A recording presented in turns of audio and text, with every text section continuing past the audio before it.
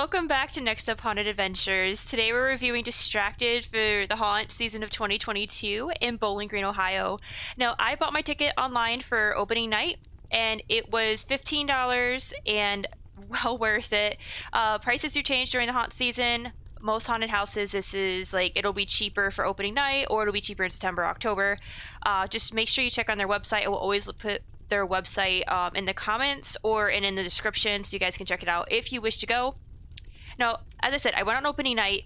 And why do I go on opening nights a lot of times? If anything is gonna go wrong, it's usually gonna go wrong on opening night. And if they can conquer all of their issues on opening night, or have very few, it really bodes well for the rest of the haunt season. I love seeing how far this haunt has come. Despite working with limited space and funds and volunteers, Distracted continues to impress. Rooms change every year and even throughout the haunt season. Every time you go, there will be a new experience. Let's talk about the front of the haunt, because this is a mall-style haunt, but it has a new and impressive wall facade that's after you go through the mall, and it's just like, I don't want to give too much away, but I really enjoyed it. You could tell it's handmade, and they did a fantastic job. They make sure to keep groups spaced out so they are not likely to run into one another while throughout the haunt. And let's dive right into it. So it's important to keep in mind that this volunteer-run haunt is not a mainstream haunt, and what I mean by that is they do not have hundreds of thousands to millions of dollars to work with. It is run by haunt enthusiasts and volunteers, and that makes it all the more impressive in my eyes. I was at their previous location to review it 2 years in a row, and they've only become more impressive at this new location.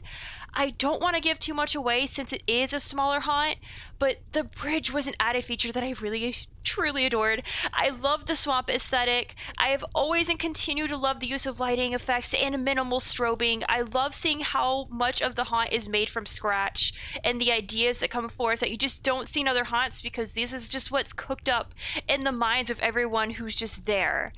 The amazing costumes and makeup that would even look good in full light. I think the part that stood out to me the most was the Five Nights at Freddy's style room.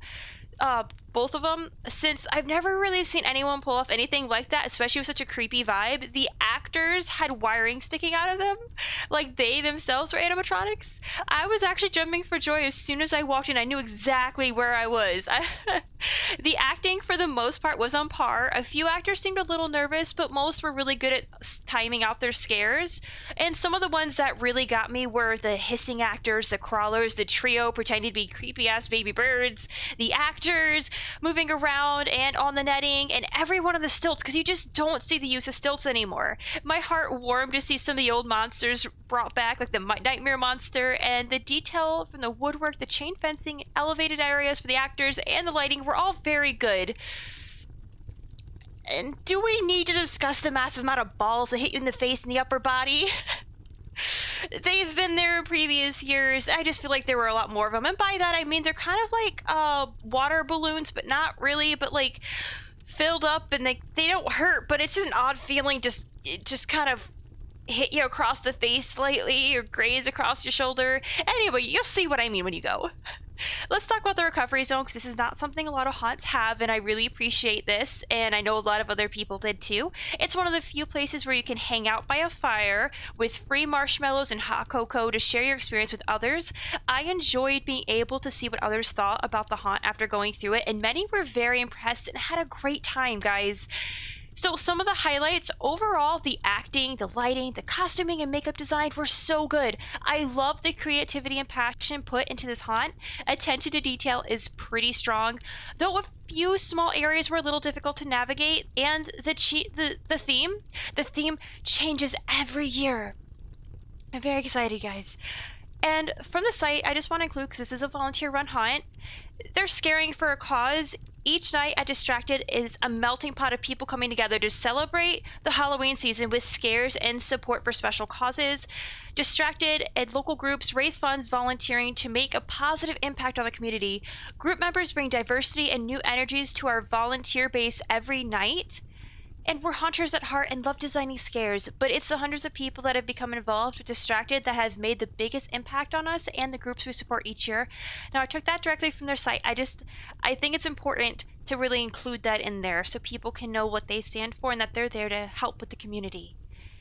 Some of the main recommendations, a few of the animatronics at the beginning to the midpoint were a little noisy and had no sound effects to cover up the sound of them moving. A few also felt like their timing may have been off by a few seconds, and I also got hit by one, and while that didn't bother me, it could really bother someone else, so I kind of enjoyed the extra scare personally. I would love to see what could be done without a space and budget limit because the love, effort, and creativity are all there. If you've been distracted, let me know what you thought in the comments below. Like, comment, and subscribe for more.